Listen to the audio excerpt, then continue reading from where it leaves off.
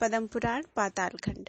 देवपुर के राजकुमार रुक्मांग द्वारा अश्व का अपहरण, दोनों ओर की सेनाओं में युद्ध और पुष्कर के बाढ़ से राजा वीरमणि का मूर्छित होना।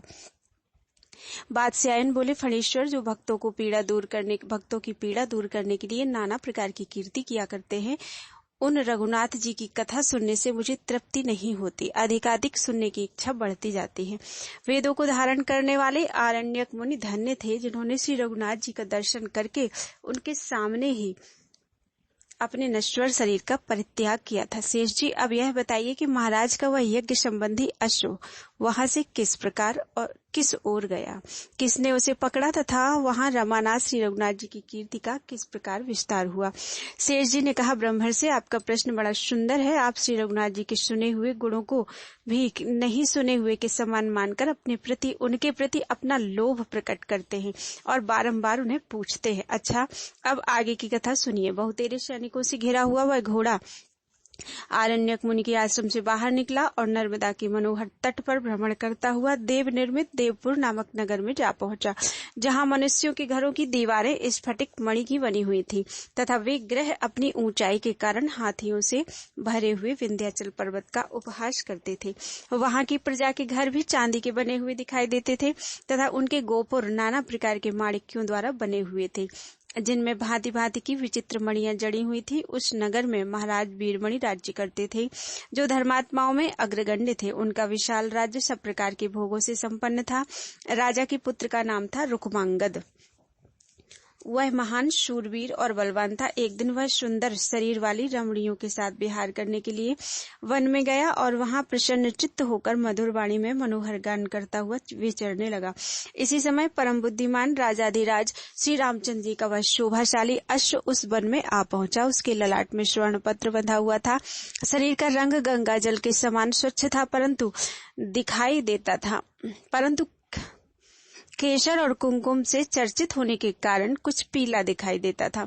वह अपनी तीव्र गति से वायु के वेग को भी तिरस्कृत कर रहा था। उसका स्वरूप अत्यंत कौतूहल से भरा हुआ था। उसे देखकर राजकुमार की स्त्रियों ने कहा, प्रियतम, स्वर्ण पत्र से शोभा पाने वाला यह महान अश्व किसका है? यह देखने में बड़ा सुंदर है, आप इसे बलपूर्वक पकड़ लें। राजकुमार के नेत्र लीला युक्त चितवन के कारण बड़े सुंदर जान पड़ते थे। उसने स्त्रियों की बातें सुनकर खेल सा करते हुए एक ही हाथ से घोड़े को पकड़ लिया। उसके भाल पत्र पर स्पष्ट अक्षर लिखे हुए थे। मंडल में राजकुमार उसे बांधकर हंसा और उस महिला मंडल में इस प्रकार बोला, अहो, शौर्य और संपत्ति में मेरे पिता महाराज वीरमणि की समानता करने वाला इस पृथ्वी पर दूसरा कोई नहीं है। तथापि उनके जीते जी ये राजा रामचंद्र इतना अहंकार कैसे धारण करते हैं? पिनाकधारी भगवान शंकर जिनकी सदा रक्षा करते रहते हैं तथा देवता, दानव और यक्ष अपने मणिमय मुकुटों द्वारा जिनके चरणों की वंदना किया करते हैं, वे महाबली मेरे पिताजी ही इस घोड़े के द्वारा अश्वमेध यज्ञ करें। इस समय वह घुड़साल में जाएं और मेरे सैनिक इसे ले जाकर वहां बांध दे। इस प्रकार उस घोड़े को पकड़कर राजा वीरमणि का ज्येष्ठ पुत्र रुक्मांगद अपनी पत्नियों के साथ नगर में आया। उस समय उसके मन में बड़ा उत्साह भरा हुआ था। उसने पिता से जाकर कहा, मैं रघुकुल के स्वामी श्री रामचंद्र जी का घोड़ा ले आया हूँ। यह इच्छानुसार चलने वाला अद्भुत अश्व अश्वमेध यज्ञ के लिए छोड़ा गया था। राम के भाई शत्रुघ्न अपनी विशाल सेना के साथ इसकी रक्षा के लिए आए हैं। महाराज वीरमणि बड़े बुद्धिमान थे। पुत्र की बात सुनकर उन्होंने उसके कार्य की प्रशंसा नहीं की। सोचा कि यह घोड़ा लेकर चुपके से चला आया है। इसका यह कार्य तो चोर के समान है। अद्भुत कर्म करने वाले भगवान शंकर राजा के इष्ट देव थे। उनसे राजा ने सारा हाल कह सुनाया। भगवान शिव ने कहा, राजन, तुम्हारे पुत्र ने बड़ा अद्भुत काम किया है। यह परम बुद्धिमान भगवान श्री रामचंद्र के महान अश्व को हर लाया है, जिनका मैं अपने हृदय में ध्यान करता हूँ।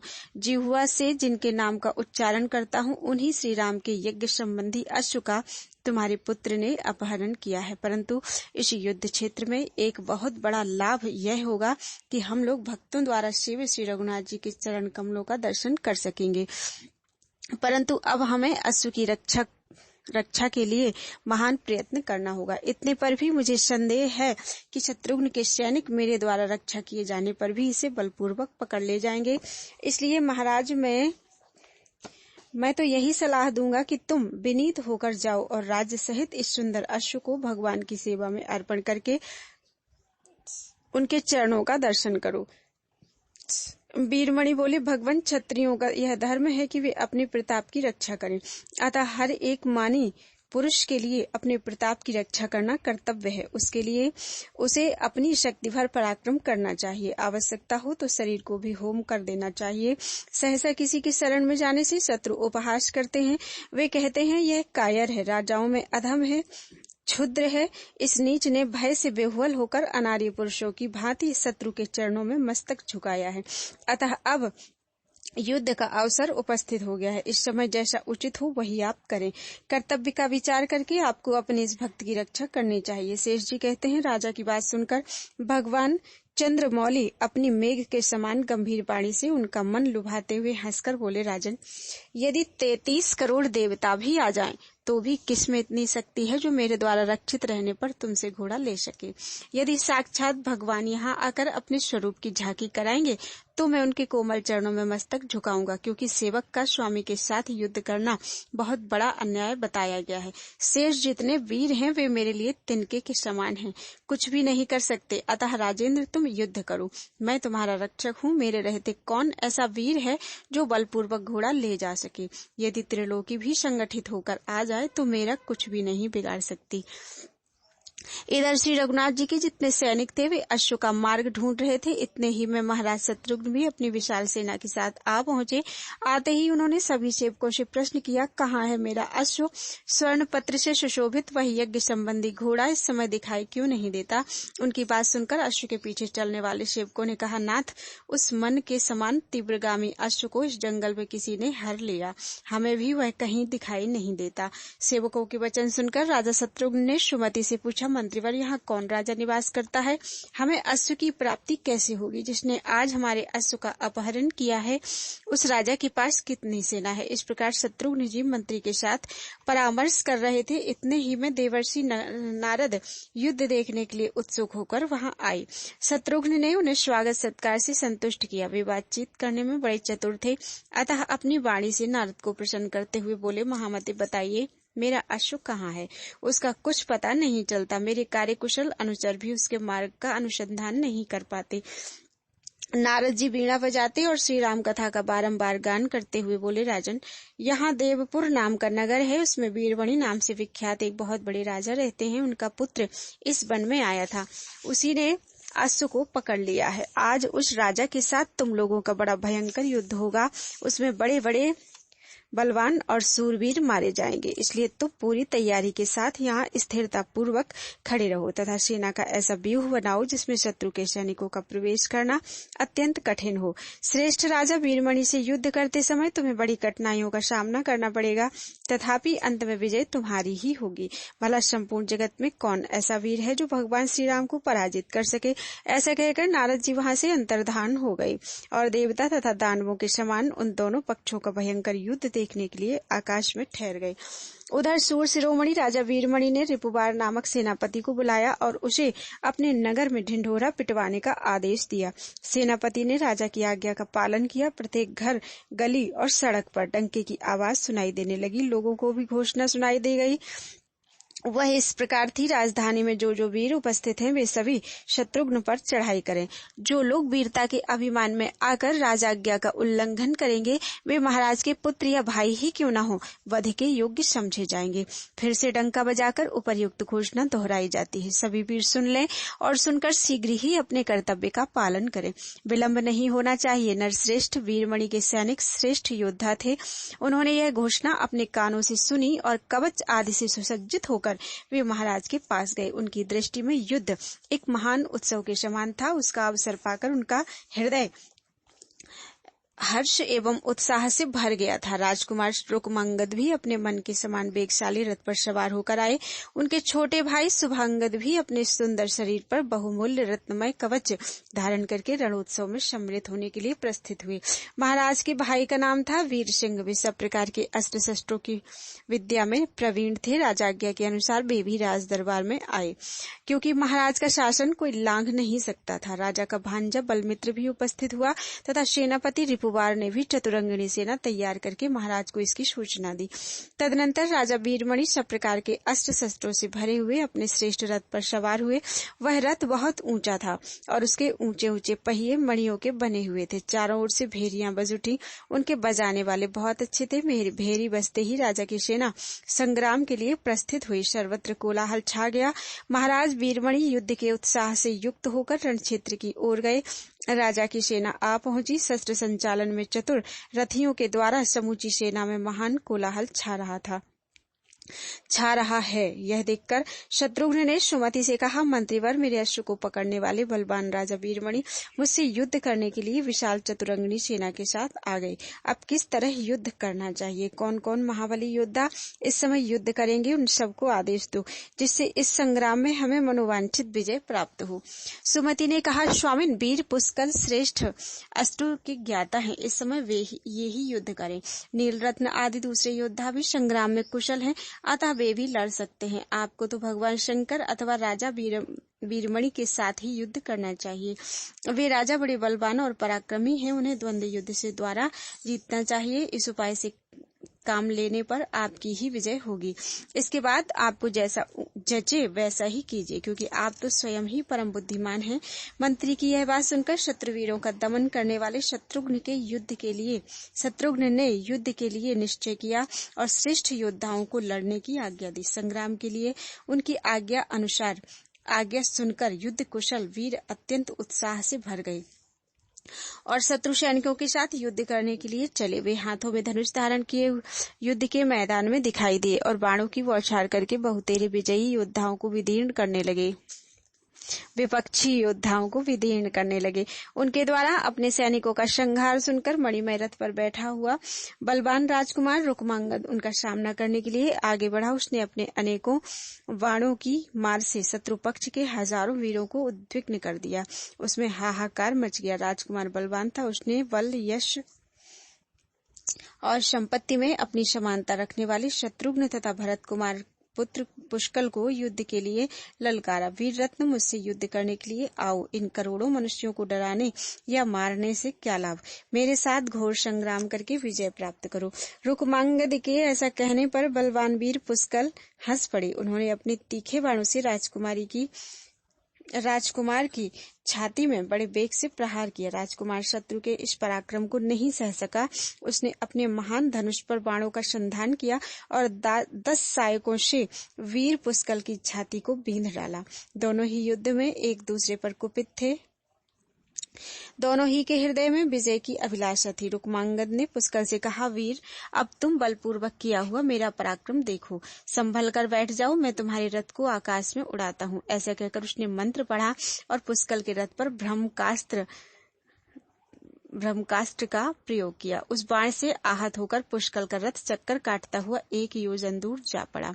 सारथी ने बड़ी कठिनाई से रथ को रोका, तो भी वह पृथ्वी पर ही चक्कर लगाता रहा। किसी तरह पूर्व स्थान पर रथ को ले जाकर उत्तम अस्त्रों के ज्ञाता पुष्कल ने कहा, राजकुमार, तुम्हारे जैसे वीर पृथ्वी पर रहने के योग्य नहीं है। तुम्हें तो इंद्र की सभा में रहना चाहिए, इसलिए अब देवलोक को ही चले जाओ। ऐसे कहकर उन्होंने आकाश में उड़ा देने वाले महान अस्त्र का प्रयोग किया। उस बाण की चोट से रुक्मांगद का रथ सीधे आकाश में उड़ चला और समस्त लोगों को लांघता हुआ सूर्यमंडल तक जा पहुंचा। वहां की प्रचंड ज्वाला से राजकुमार का रथ घोड़े और सारथी सहित दग्ध हो गया तथा वह स्वयं भी सूर्य की किरणों से झुलस जाने के कारण बहुत दुखी हो गया। अंत में वह दग्ध होकर पृथ्वी पर गिर पड़ा। उस समय युद्ध के अग्रभाग में महान हाहाकार मचा। राजा वीरमणि अपने पुत्र को मूर्छित देखकर क्रोध में भर गए और रणभूमि के मध्य भाग में खड़े हुए पुष्कल की ओर चले। इधर कपिवर हनुमान जी ने जब देखा कि समुद्र के समान विशाल सेना के भीतर स्थित हुए राजा वीरमणि भरत कुमार को पुष्कल को ललकार रहे हैं, तब वे उनकी ओर दौड़े। उन्हें आते देख पुष्कल ने कहा, महाकपे, आप क्यों युद्धभूमि में लड़ने के लिए आ रहे हैं? राजा वीरमणि की यह सेना है ही कितनी, मैं तो इसे बहुत थोड़ी, अत्यंत तुच्छ समझता हूँ। जिस प्रकार आपने भगवान श्री राम की कृपा से राक्षस सेना रूपी समुद्र को पार किया था, उसी प्रकार मैं भी श्री रघुनाथ जी का स्मरण करके इस दुस्तर संकट के पार हो जाऊंगा। जो लोग दुस्तर अवस्था में पड़कर श्री रघुनाथ जी का स्मरण करते हैं, उनका दुख रूपी समुद्र सूख जाता है। इसमें तनिक भी संदेह नहीं है। इसलिए महावीर, आप चाचा शत्रुघ्न के पास जाइए। मैं अभी एक क्षण में राजा वीरमणि को जीतकर आ रहा हूँ। हनुमान जी बोले, बेटा, राजा वीरमणि किससे भिड़ने का साहस ना करो।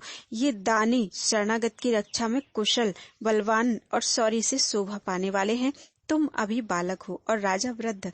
ये संपूर्ण अष्टवेत्ताओं में श्रेष्ठ हैं। इन्होंने युद्ध में अनेकों शूरवीरों को परास्त किया है। तुम्हें मालूम होना चाहिए कि भगवान सदा शिव इनके रक्षक हैं और सदा इनके पास रहते हैं। वे राजा की भक्ति के वशीभूत होकर इनके नगर में पार्वती सहित निवास करते हैं। पुष्कल ने कहा, कपिस श्रेष्ठ, माना कि राजा ने भगवान शंकर को भक्ति से वश में करके अपने नगर में स्थापित कर रखा है, परंतु भगवान शंकर स्वयं जिनकी आराधना करके सर्वोत्कृष्ट स्थान को प्राप्त हुए हैं, वे श्री रघुनाथ जी मेरा हृदय छोड़कर कहीं नहीं जाते। जहाँ रघुनाथ जी हैं वही संपूर्ण चराचर जगत है। अतः मैं राजा वीरमणि को युद्ध में जीत लूंगा। धीरता पूर्वक कही हुई पुष्कल की ऐसी वाणी सुनकर हनुमान जी राजा के छोटे भाई वीर सिंह से युद्ध करने के लिए चले गए। पुष्कल द्वैरथ युद्ध में कुशल थे और सुवर्ण जटित रथ पर विराजमान थे। वे राजा को ललकारते देख उनका सामना करने के लिए गए। उन्हें आया देखकर राजा वीरमणि ने कहा, बालक, मेरे सामने ना आओ। मैं इस समय क्रोध में भरा हूँ। युद्ध में मेरा क्रोध और भी बढ़ जाता है। यदि प्राण बचाने की इच्छा हो तो लौट जाओ, मेरे साथ युद्ध मत करो।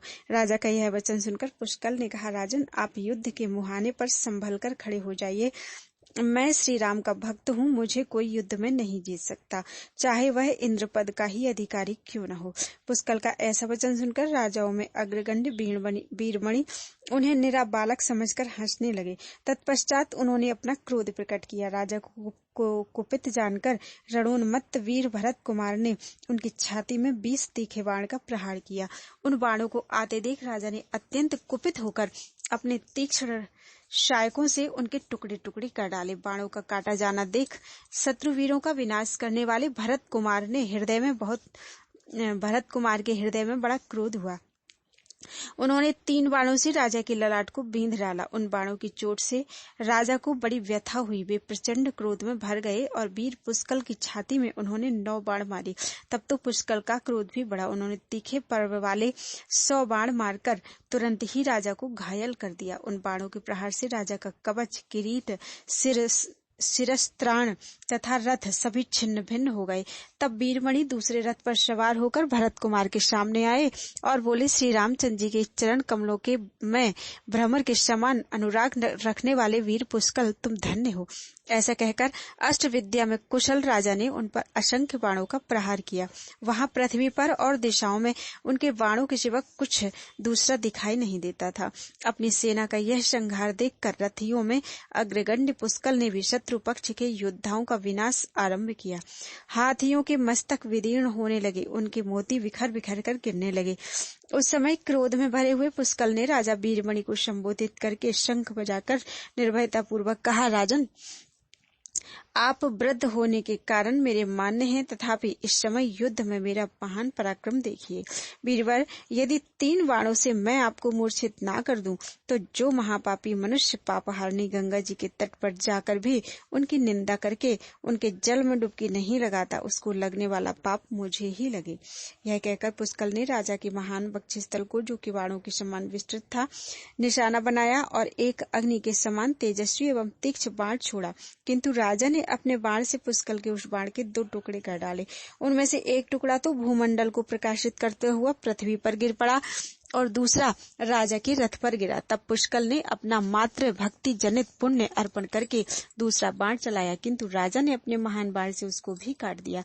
इससे पुष्कल के मन में बड़ा खेद हुआ। वे सोचने लगे, अब क्या करना चाहिए। इतने ही में उन्हें एक उपाय सूझा। वे श्रेष्ठ अष्टों के ज्ञाता तो थे ही, अपनी पीड़ा दूर करने वाले श्री रघुनाथ जी का उन्होंने मन ही मन स्मरण किया और तीसरा बाण छोड़ दिया। वह बाण सर्प के समान विषैला और सूर्य के समान प्रज्वलित था। उसने राजा की छाती में चोट पहुंचाकर उन्हें मूर्छित कर दिया। राजा की मूर्छित होते ही उनकी सारी सेना हाहाकार मचाती हुई भाग चली और पुष्कल विजयी हुए। बोलो वृंदावन बिहारी लाल की जय।